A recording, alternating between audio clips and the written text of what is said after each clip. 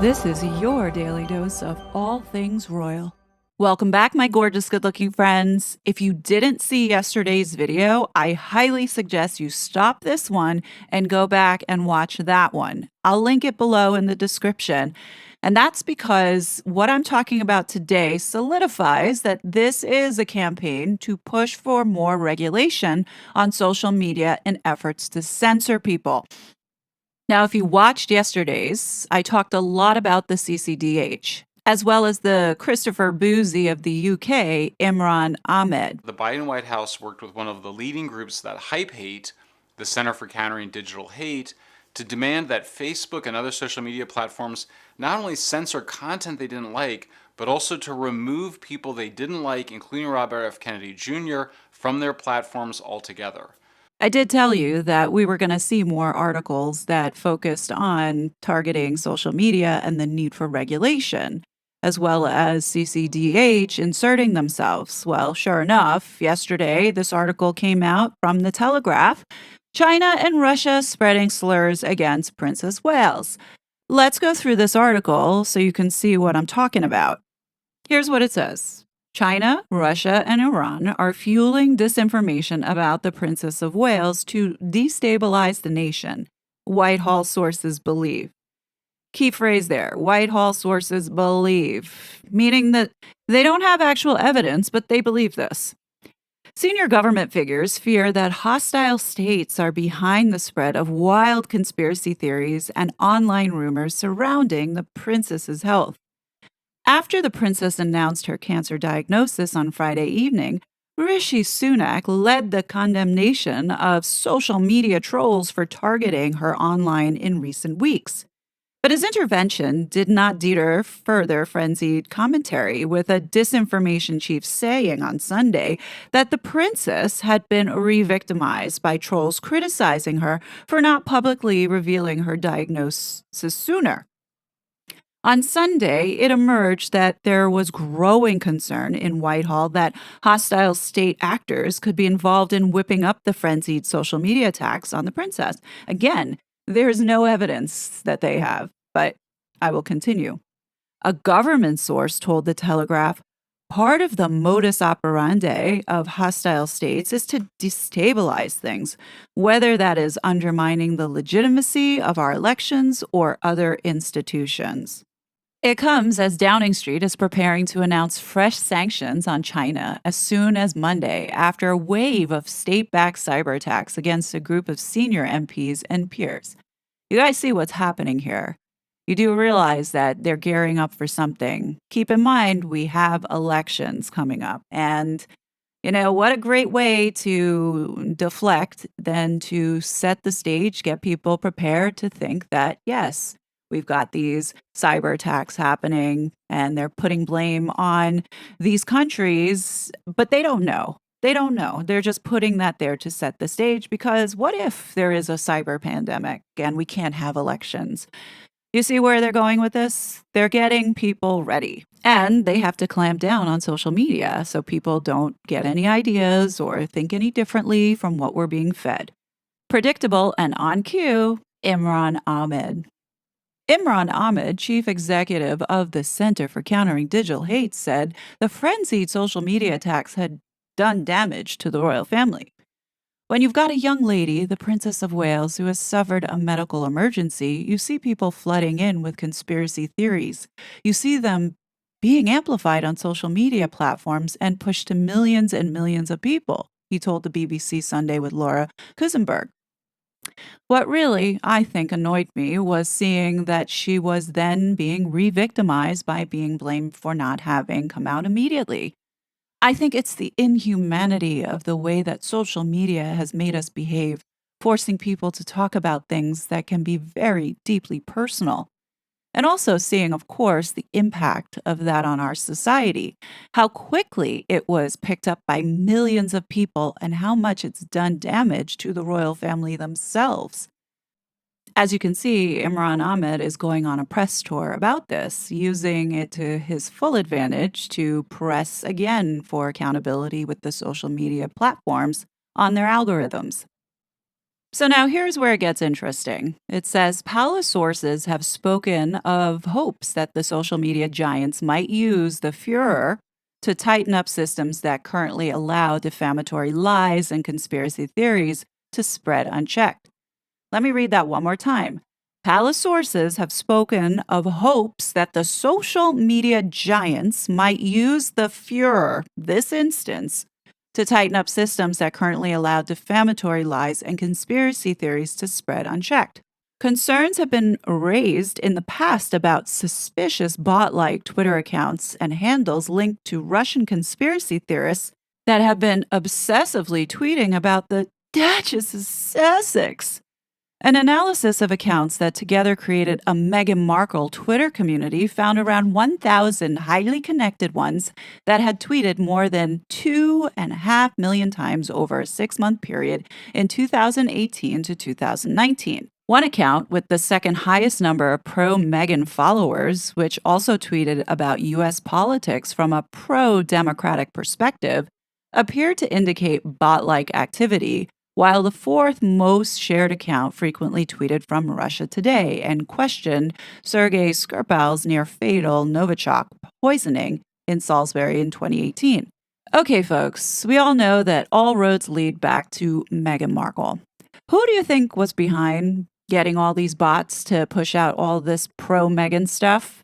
At the time when this report was ran by this consultancy, 89 One Up, Meghan was under Sunshine Sachs. And Sunshine Sachs, a political, pretty much PR company that supports a lot of Democratic candidates, as well as best friends with Hillary Clinton, the one that lied about Donald Trump and Russia, Russia, Russia. Well, anyway, the demon rats know a thing or two about bot networks. I'm going to put this back up again to remind everyone that Meghan and Harry were aligned with Renee DiResta.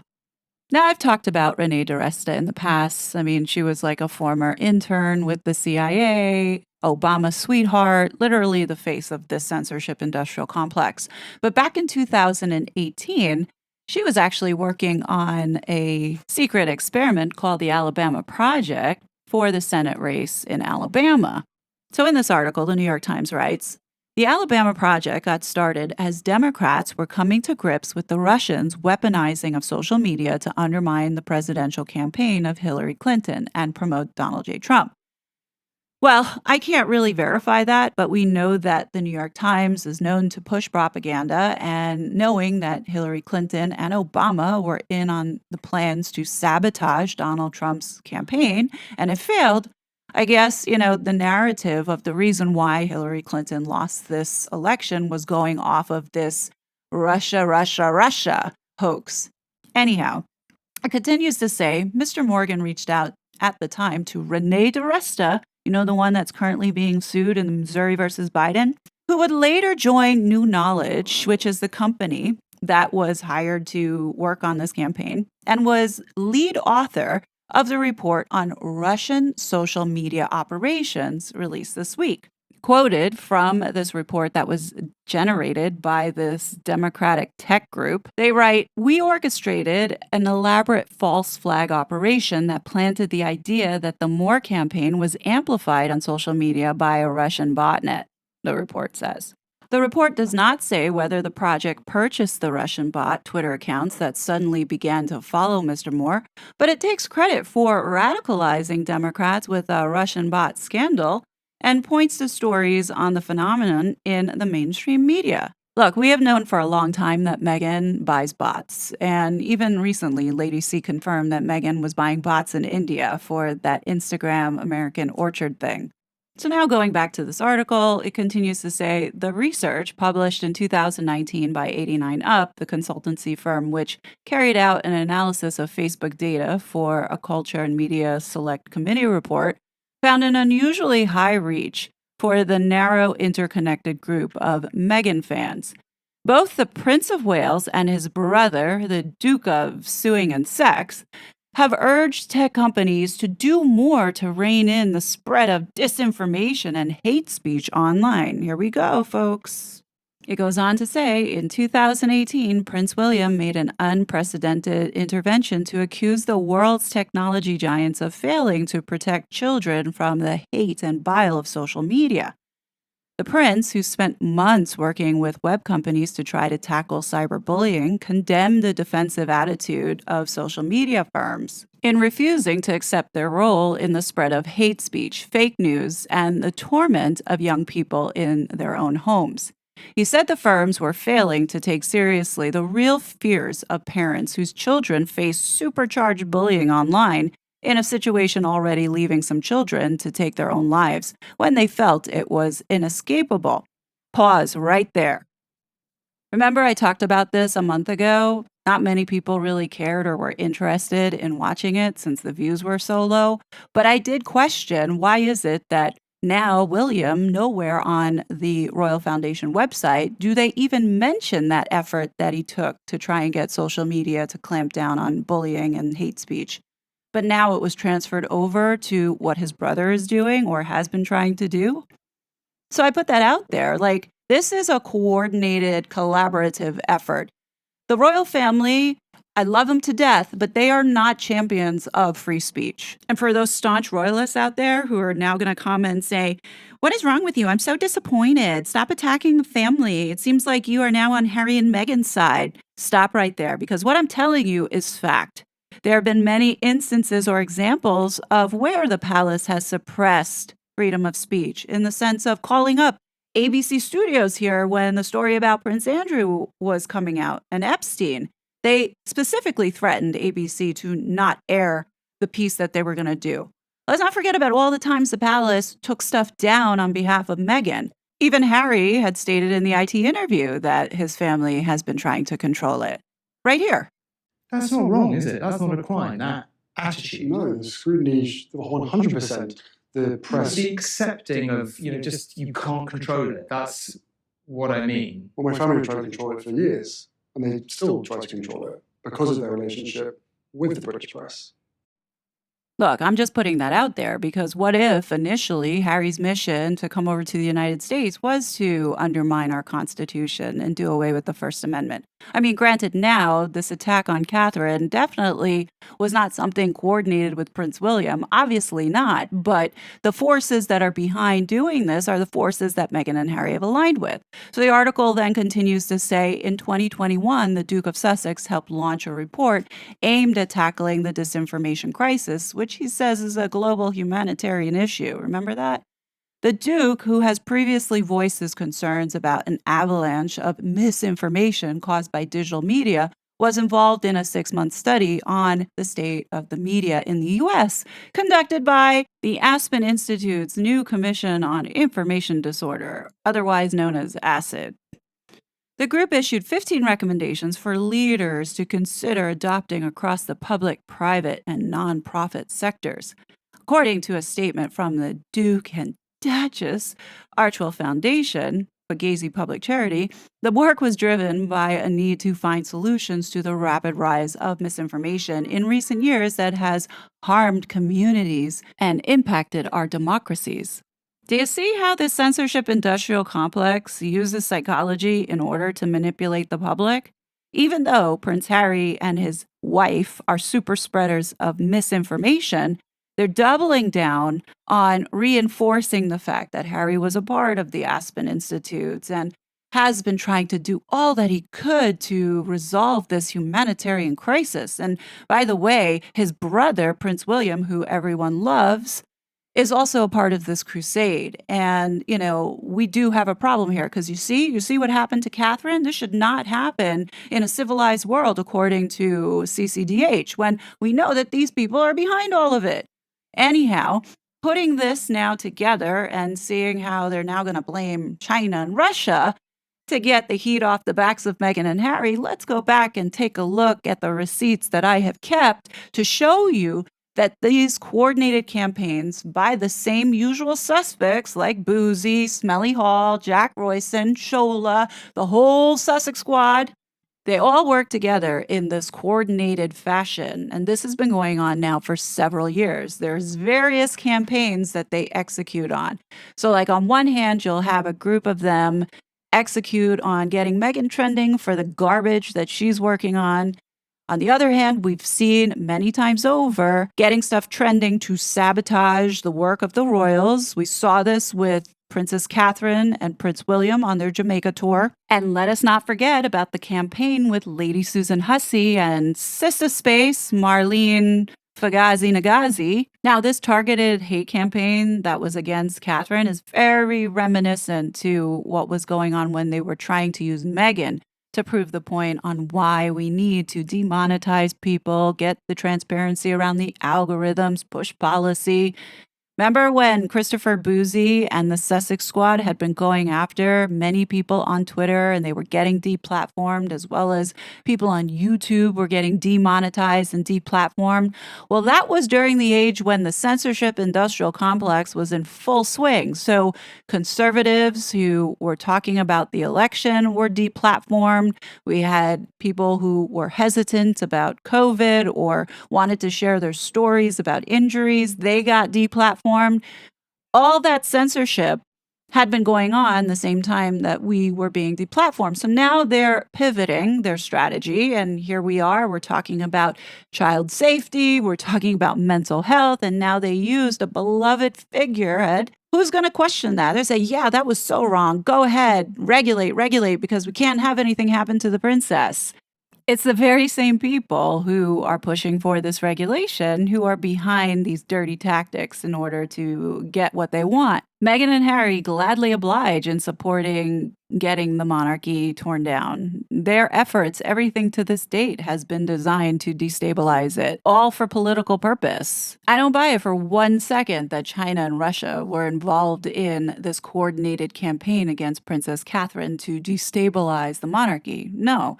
In fact, like the Telegraph going off and writing something like this is reckless, in my humble opinion, but they want people to believe that, oh yeah, the potential for China and Iran and Russia now to be doing this. They're injecting that thought into our head. Now, don't get me wrong. I believe that that stuff does happen, but does it apply to the situation? No, it doesn't. And that's because the same usual suspects are involved here. But let me show you an example of one of these campaigns that these vile, vicious human beings execute out on to purposely attack Catherine and William.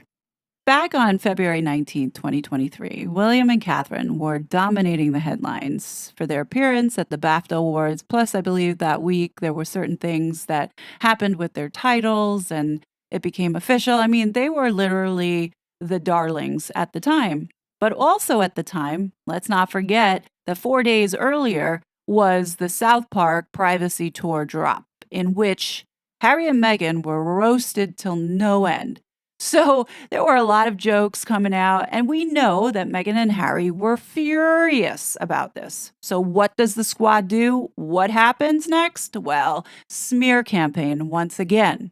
Now, many of you know I do a lot of research and data analysis on this entire saga. Part of my research does include looking at this Sussex squad and how they operate. So what I'm going to show you now is from this tool that I use called SocioViz. It's a social network visualization tool that no longer is in operation as a result of Elon Musk revoking a whole bunch of APIs to do data scraping. Fortunately, though, I had been able to capture a lot of data. So I'm going to show you some of that so you can see how Meghan Markle's botnet actually works. Prince William and Princess Catherine were on top of the world, dominating headlines. But what soon happened after that? Well, we see trending Prince of Pegging and KKK Kate trending as well, those two hashtags. So I was curious to see, what was going on here. So I went ahead and did an analysis on those two hashtags. Keep in mind that the Worldwide Privacy Tour had been trending for a couple of days. And in order to knock that off the list, of course, the sewer rats put together a campaign in which campaign was predominantly getting Prince of Pegging and KKK Kate trending. So as you can see here on the right, those are the hashtags that the Sussex squad had put together in order to push out. And as you can see from the bottom there, this report that was run was covering 7 days. So it began on February 20th, and then it went till March 1st. And as you can see here, on the 21st, there was a massive retweet going on the 21st, and that would be for the Prince of Pegging. 3,619 retweets, or want to say tweeting out to get the trending spot for Prince of Pegging. And the users that contributed to getting this trending are as the follows. So when we look at this, we have Maria 4848 sending out 286 tweets with the hashtag Prince of Pegging. That's a lot, right? On the flip side, when you look at the most influentials of retweets or mentions received in tweets, meaning that hashtag Prince of Pegging, was contained in any of that messaging communication. You have people like Ian Sexton, Sarah Data, this account called Honey, all having some kind of engagement surrounding this hashtag Prince of Pegging, also referring to Prince William. Okay, so this might be a little confusing to understand if this is the first time you're looking at this tool, but pay attention to the green section for a second. That's user Maria 4848. This was on the list that showed Maria at the top. Well, when you go back to the top hashtags and you look at what she was posting at that time, anything that was connected to this Prince of Pegging, so whether it be replying to others or in conjunction with other hashtags, as you can see here, King Charles the Cruel, you've got BAFTA, racist royal family. I mean, not so nice. So now when you go to this account and you look at the tweets being posted by this user, you can see all those hashtags being mentioned, or for the most part. But as you can see, this is one of those hate accounts that most likely is an actual bot being triggered off by one of the normal traditional sugars that we know about. Because here's how you know. When you look at this account back then, they were in charge of putting out this horrible stuff. But when you visit the account today, all the account does is just retweet stuff about Harry and Meghan. As you can see, it's all retweeted stuff with the hashtag We Stand With Harry and Meghan. So you know that this account right now is directed to retweet anything that it's connected to that pertains to this hashtag We Stand With Harry and Meghan. I wish I could run the report on this to, give you the concrete answer, but this seems to be how this works at the moment. At the time, a human was definitely running it, but now when you look at it, it's definitely bot activity. So back then, you can see the cluster of accounts. Most likely, those are the bot accounts that this is now triggering for them to then go ahead and retweet. So now let's move over to the accounts that were influential, that was using this hashtag Prince of Pegging, and also some of the other hashtags that we saw, like the KK Kate. We'll look at Ian Sexton and the one called Honey. So for those that don't know, Ian Sexton has like over 300,000 users. Majority of them are bots that belong to the Sussex squad. So as you can see here on February 20th, he has those hashtags that we saw as the top trending hashtags when I ran it. And as you can see at the bottom, you see how many people have retweeted it, which meant that 86 times this hashtag has been mentioned on other people's account profiles. As you can see in this post, he posts the same hashtags. Those hashtags were the top trending hashtags that was associated with this Prince of Pegging. When you look at the bottom, you see the engagement on it. So this is how I guess the tool calculated the amount of times that Prince of Pegging was mentioned during the week.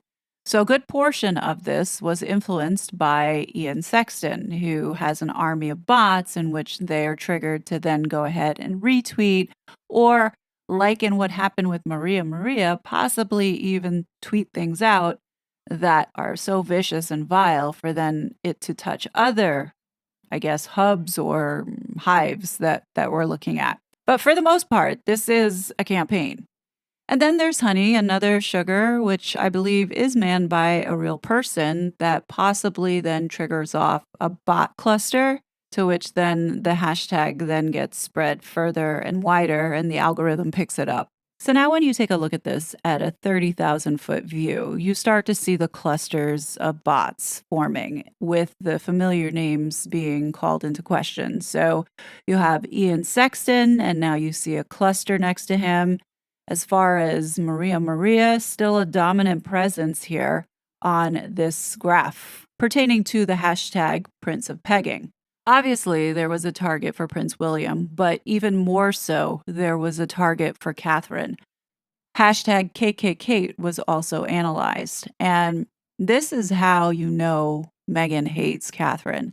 So even though they targeted Prince William, there was even more of a target for Catherine. This visualization showing the targeted hate campaign against Catherine with these bot networks should be plastered everywhere. Every news outlet that's reporting that China and Russia are possibly behind it, no, look closer to home, look at Meghan Markle in Montecito, and go find Ian Sexton. In all seriousness, though, if we had the tool, we could see who was the leader this time around for this campaign on the Where is Kate or Where is Kate Middleton hashtag. Ian Sexton, interestingly enough, decided to stay out of this one. Now, I do find it very suspicious that this is the one campaign that Ian Sexton decided to sit out and not comment on. So it has me questioning because not only him, but there were other squatties, the main squatties, that were practically silent about it, not engaging. So I'm wondering if they got the directive to not tweet about it. Maybe alternate accounts were set up in order to do this. It is possible because I do remember that Lady C said that there was some kind of investigation going on and that potentially they were investigating the squad. So I think they were being a little bit more careful this time around. But I guarantee all roads lead back to Meghan Markle.